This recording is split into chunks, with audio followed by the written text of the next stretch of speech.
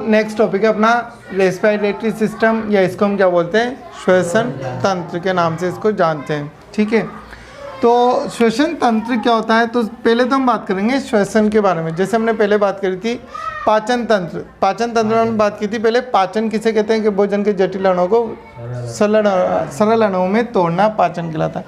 वैसे ही हम यहाँ पे बात करेंगे पहले श्वसन किसे कहते हैं, कि श्वसन क्या होता है। तो एक सिंपल सी परिभाषा है श्वसन की, कि आप सिंपल तौर पे याद रखो। तो श्वसन क्या होता है कि ऑक्सीजन का अंदर लेना और CO2 का बाहर छोड़ना ही क्या कहलाता है, श्वसन कहलाता है। या फिर ये बोल सकते हो आप कि शरीर में जो गैसों का आदान प्रदान होता है उस क्रिया को हम क्या कहते हैं, श्वसन के नाम से जानते हैं। इसके अलावा एक परिभाषा और बोलते हैं इसकी, श्वसन क्या होता है कि भोजन लेने के बाद, भोजन का जब ऑक्सीकरण होता है तो उसके द्वारा हमारे शरीर को क्या मिलती है, एनर्जी मिलती है। तो भोजन करने के बाद जो शरीर को जो ऊर्जा उत्पन्न होती है शरीर में, तो उस क्रिया को भी हम एक तरीके से क्या कह सकते हैं, श्वसन कहते हैं। अपने जो ऊष्माक्षेपीय अभिक्रिया जो होती है वो श्वसन उसका उदाहरण है। आपसे पूछा जाए कि श्वसन किस प्रकार की अभिक्रिया है, तो वहाँ पर हमें याद रखना है ऊष्माक्षेपी अभिक्रिया है। ठीक है, तो श्वसन किसे कहते हैं कि शरीर के अंदर क्या होता है, जो हमें गैसों का आदान प्रदान होता है उसे हम क्या कहते हैं, श्वसन कहते हैं। अब दूसरी बात आती है श्वसन अंग क्या होते हैं। तो श्वसन अंग क्या होते हैं कि वे सभी अंग जो हमारे क्या होते हैं, श्वसन क्रिया में काम आते हैं। जैसे हम यहाँ पे एक चीज़ इस तरीके से समझते हैं कि श्वसन अंग क्या होते हैं कि वे सभी अंग जो क्या होते हैं अपने श्वसन क्रिया में काम आते हैं, वो सभी अंग क्या कहलाते हैं, अपने श्वसन अंग कहलाते हैं। अब श्वसन अंग कौन कौन से होते हैं, कि श्वसन अंग क्या होते हैं, दो प्रकार के होते हैं। एक तो सहायक श्वसन अंग और एक क्या होते हैं, मुख्य श्वसन अंग।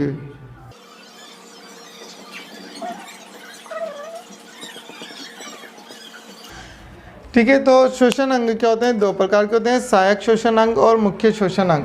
तो इसके पहले हम एक बात ये कर लेते हैं, श्वसन तंत्र किसे कहते हैं। सबसे पहली बात तो श्वसन किसे कहते हैं कि शरीर में जो गैसों का आदान प्रदान होता है उसे हम क्या कहते हैं, श्वसन कहते हैं। ठीक है, श्वसन में काम आने वाले अंगों को हम क्या कहते हैं, श्वसन अंग। श्वसन में काम आने वाले अंग कौन कौन से, जैसे फेफड़े, नासिका, नासा मार्ग, कंठ, श्वास नाल, ये सब क्या अपने श्वसन में काम आने वाले अंग। तो श्वसन में काम आने वाले अंगों को श्वसन अंग कहा जाता है, और इन अंगों से मिलकर बने तंत्र को श्वसन तंत्र कहते हैं।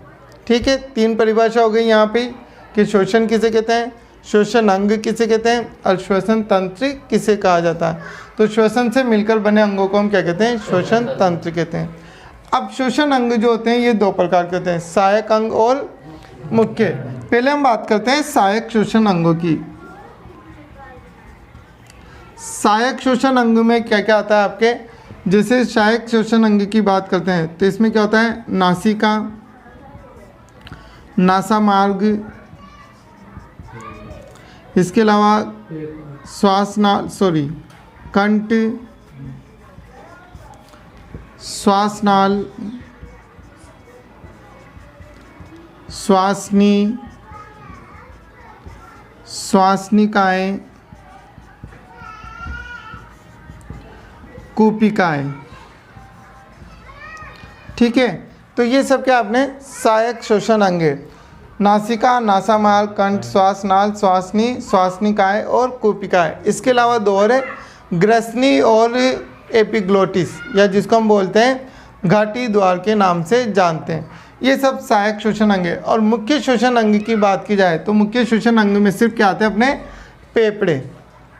ठीक है, सहायक श्वसन अंग में तो ये सभी आते हैं, और मुख्य श्वसन अंग में हम सिर्फ किसकी बात करेंगे, फेफड़ों के बारे में बात करते हैं।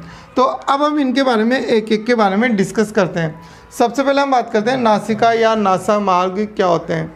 तो मानव में क्या होते हैं, एक जोड़ी नासिका या एक जोड़ी बाह्य नासा छिद्र पाए जाते हैं।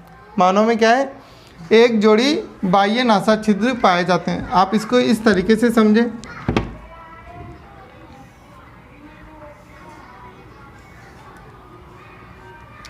कि मानव में क्या होते हैं, एक जोड़ी बाह्य नासा छिद्र पाए जाते हैं, जैसे कि बाह्य नासिका है जो कि नासा छिद्र है, और ये किस में खुलते हैं? जाकर नासा मार्ग में। इसको क्या बोलेंगे हम? नासा मार्ग। ठीक है, कि एक जोड़ी नासा छिद्र पाए जाते हैं और ये किस में खुलते हैं? नासा मार्ग में खुलते हैं। ये नासा मार्ग के अंदर क्या होते हैं? यहाँ पर रोम पाए जाते हैं।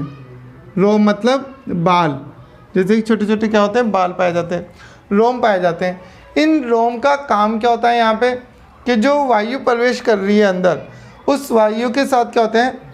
बहुत सारे धूल व मिट्टी के कण भी जाते हैं। तो ये रोम क्या करते हैं? उन धूल व मिट्टी के कणों को रोकने का काम करते हैं। इसके बाद क्या होता है? यहाँ पर पीछे की तरफ क्या होती है? श्लेष्मा पाई जाती है। यहाँ पे पीछे की तरफ क्या होती है? श्लेष्मा भित्ति होती है, श्लेष्मा होती है। यदि मान लो जब वायु प्रवेश कर रही है, कुछ सूक्ष्म जीव अंदर चले भी जाते हैं, तो क्या होता है? जैसे ही वायु यहाँ पर श्लेष्मा के टकराती है, तो वो सूक्ष्म जीव क्या होते हैं? वहाँ पर चिपक जाते हैं और अंदर की ओर क्या होती है? शुद्ध वायु प्रवेश करती है। ठीक है, तो ये चीज़ ध्यान रखना कि सबसे पहले हम बात कर रहे हैं नासिका या नासा मार्ग क्या होता है। मानव में एक जोड़ी बाह्य नासा छिद्र पाए जाते हैं जो कि किस में खुलते हैं? नासा मार्ग में खुलते हैं। नासा मार्ग में रोम पाए जाते हैं जो कि धूल मिट्टी के कणों को छानने का काम करते हैं। पीछे की ओर क्या होती है? श्लेष्मा भित्ति होती है। मान लो कुछ सूक्ष्म जीव वायु के साथ चले भी जाते हैं तो वो श्लेष्मा के चिपक जाते हैं और अंदर की ओर क्या करती है? शुद्ध वायु प्रवेश करती है। अब यहाँ पे एक क्वेश्चन ये बनता है कि मुख के द्वारा श्वास लेने के लिए मना क्यों किया जाता है? मुख के द्वारा सांस लेने के मना करने के पीछे कारण यही होता है कि नासिका के द्वारा जो वायु प्रवेश करती है वो क्या होती है? शुद्ध होती है। वो क्या हो जाती है? अच्छी तरह से फिल्टर होकर शरीर में जाती है। जबकि मुख के द्वारा जो वायु शरीर के अंदर जाती है वो क्या होती है? पूरी तरह से फिल्टर नहीं हो पाती है। इस वजह से मुख के द्वारा श्वास लेने के लिए मना किया जाता है। इसके बाद एक और चीज़, मुख जो होता है हमारे शरीर का द्वितीयक श्वसन अंग होता है। आपके पेपर में, आपकी बुक में भी पीछे की तरफ क्वेश्चन दिया हुआ है कि द्वितीयक श्वसन अंग किसे कहा जाता है? तो द्वितीयक श्वसन अंग क्या होता है? हमारे मुख को कहा जाता है। मुख क्या होता है? द्वितीयक श्वसन अंग माना जाता है। और प्राथमिक श्वसन अंग क्या होता है? नासिका होती है। ठीक है, तो ये था अपने नासिका या नासा मार्ग के बारे में। नेक्स्ट हम बात करते हैं इसके बाद अपने के ग्रसनी। नेक्स्ट इसके बाद की जाती है ग्रसनी। ग्रसनी हम आहर नाल के अंदर भी पढ़ चुके हैं। वही उसी तरीके से ग्रसनी क्या होती है? एक चिमनी नुमा संरचना होती है और ये ग्रास नाल और श्वास नाल दोनों का काम करती है। ग्रास नाल में और श्वास नाल में क्या करती है? ये भोजन को जाने से रोकने का काम करती है एक तरीके से। इस ग्रसनी के बाद ही क्या होती है? जो श्वास नाल होती है उस पर क्या होती है? एक संरचना पाई जाती है जिसको हम क्या बोलते हैं? एपिग्लोटिस।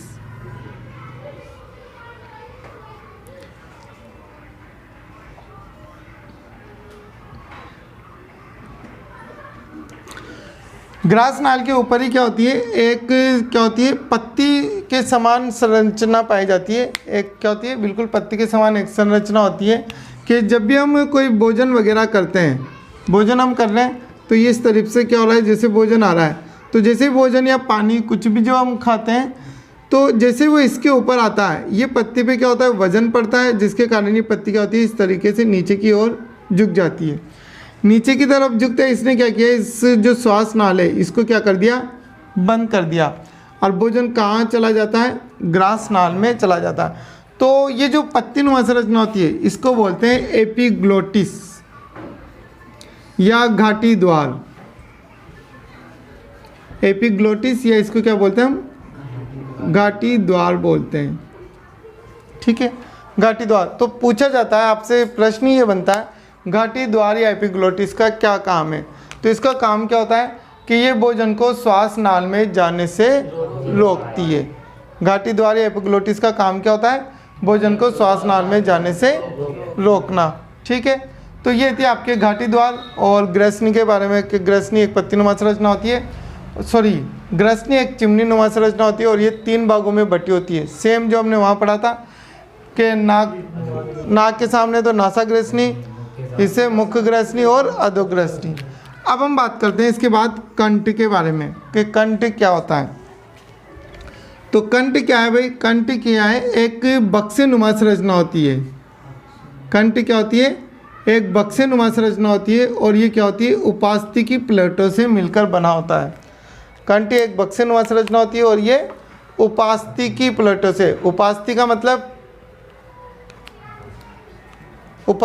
होता है हमारे शरीर की जो लचीली हड्डियाँ होती है, हमारे शरीर की जो लचीली बोन होती है, जैसे अपनी कान की जो बोन होती है, ईयर बोन, कान की जो अपने कान क्या होता है हम इजीली उसको मोड़ सकते हैं, तो जो लचीली हड्डियाँ होती है उनको हम क्या बोलते हैं, उपास्थि के नाम से जानते हैं।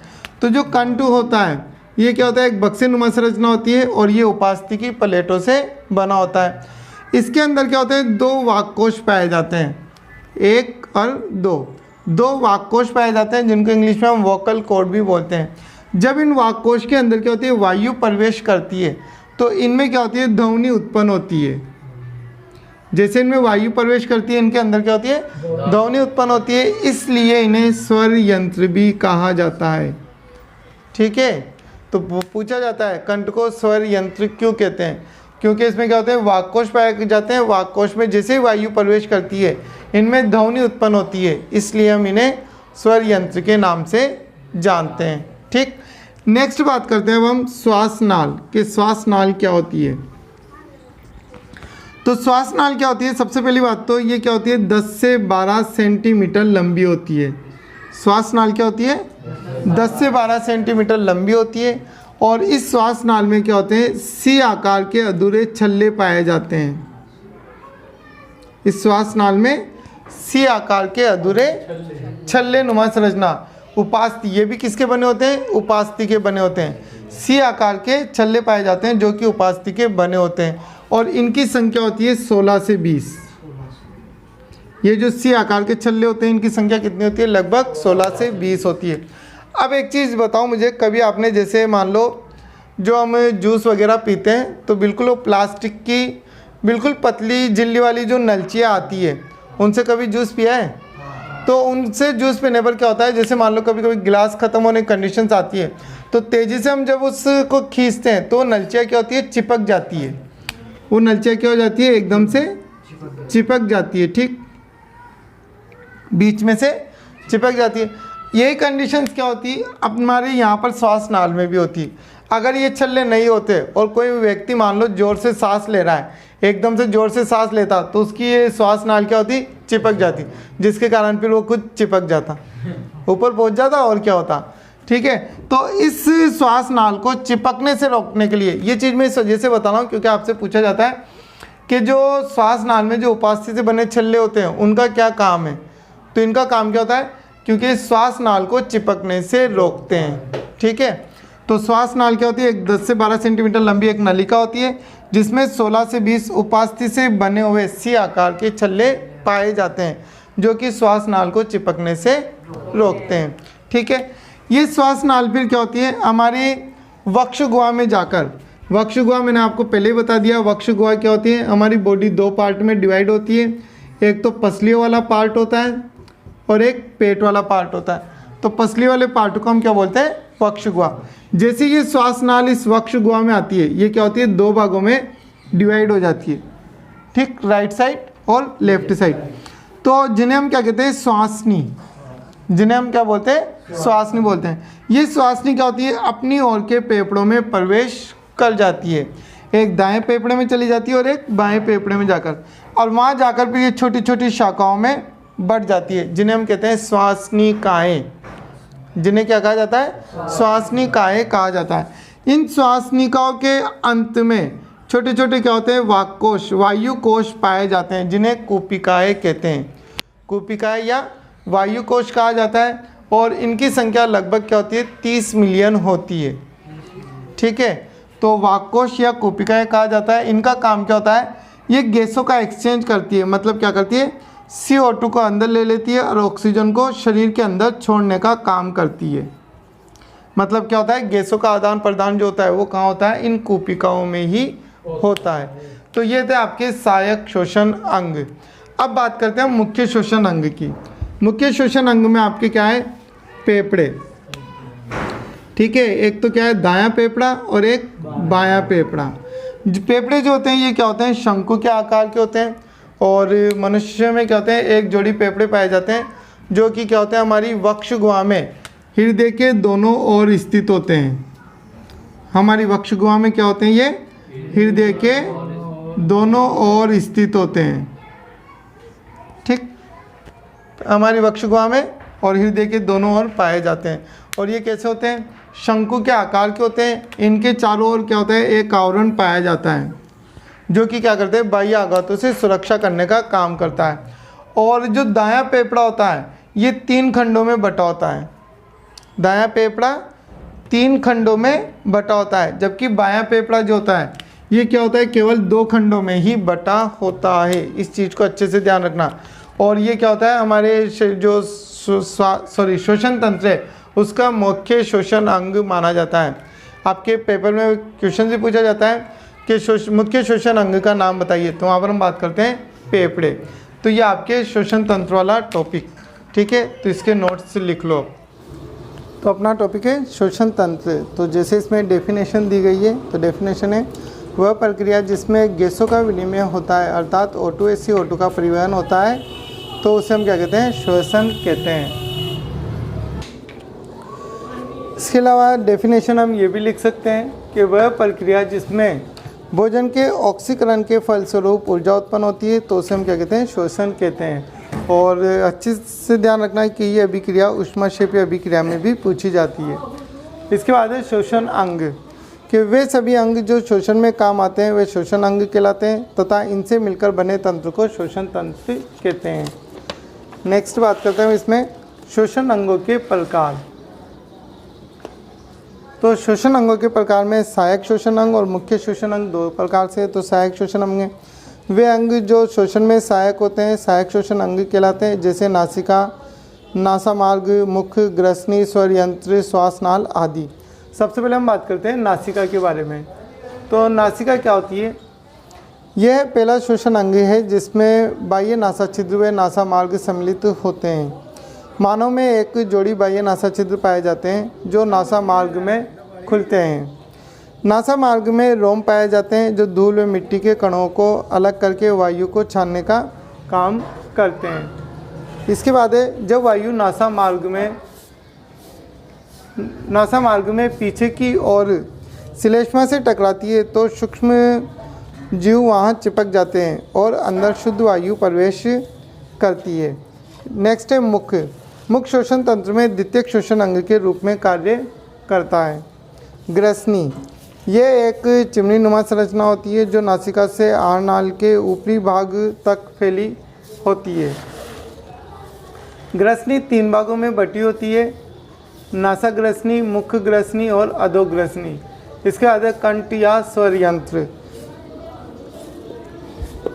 तो कंठ क्या होता है, ये एक बक्सेनुमा संरचना होती है जो उपास्थि की 9 प्लेटों से मिलकर बना होता है। इसमें 2 वाक्कोश या स्वर रज्जु जिनको बोलते हैं, जिसमें कंपन होने पर ध्वनि उत्पन्न होती है, इसलिए इन्हें स्वर यंत्र भी कहते हैं। एपिग्लोटिस या घाटी द्वार, ये एक पत्तीनुमा संरचना होती है जो भोजन को श्वासनाल में जाने से रोकती है। श्वासनाल, यह लगभग 10 से 12 सेंटीमीटर लंबी होती है। इसमें उपास्थि से निर्मित 16 से 20 सी आकार के अधूरे छल्ले पाए जाते हैं जो श्वासनाल को चिपकने से रोकते हैं। श्वासनाल वक्ष गुहा, यहाँ पे फ्रेंड्स ये वक्ष है, वक्ष गुहा में पहुंचकर 2 भागों में बढ़ जाती है जिन्हें श्वासनियाँ कहते हैं। यह श्वासनियाँ अपनी ओर के फेफड़ों में प्रवेश कर छोटी छोटी शाखाओं में बढ़ जाती है जिन्हें श्वासनिकाएँ कहते हैं। इसका नेक्स्ट अपने ये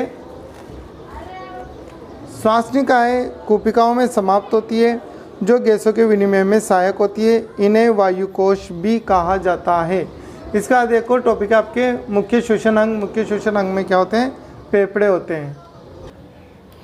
मुख्य श्वसन अंग वे अंग जो श्वसन में मुख्य रूप से भाग लेते हैं मुख्य श्वसन अंग कहलाते हैं, जैसे फेफड़े। मनुष्य में एक जोड़ी फेफड़े होते हैं जो वक्ष गुहा में स्थित होते हैं, ठीक है। और ये देखिए दोनों ओर स्थित होते हैं। ये हल्के गुलाबी शंकु के आकार के तथा लचीले होते हैं। दाएं फेफड़े बाएं फेफड़े से लंबाई में थोड़ा छोटा होता है तथा दाएं फेफड़ा 3 भागों में तथा बायां फेफड़ा 2 भागों में विभाजित होता है। प्रत्येक खंड में कई उपखंड होते हैं। प्रत्येक फेफड़े स्पंजी ऊतकों से बना होता है जिसमें लगभग 30 मिलियन कोशिकाएं पाई जाती है जो गैसों के विनिमय में सहायक होती है। फेफड़े के चारों ओर एक आवरण पाया जाता है जो कि बाह्य आघातों से सुरक्षा करता है। तो ये आपके श्वसन तंत्र। इसके बाद नेक्स्ट हम बात करेंगे श्वसन में काम आने वाली मांसपेशियाँ। Thank you for watching.